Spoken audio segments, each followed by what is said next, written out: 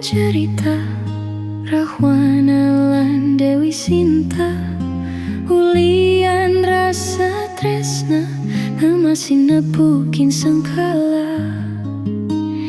Nanging Dewi Sinta subagelahang sang Rama, sang Rahwana tu sing terima melai bang Sinta ke Alengka. Rahwana rajane raksasa, nanging tresnane tulus kapining Sinta.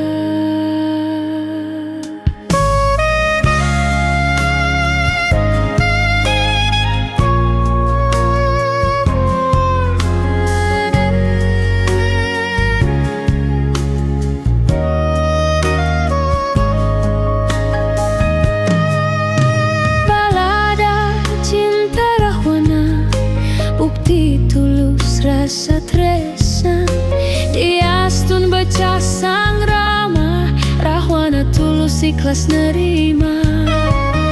Sebet neling Dewi Sinta kepisah ngajak sang Rama, terlanjur ikat janji suci, nyala nang tresna hidup semata.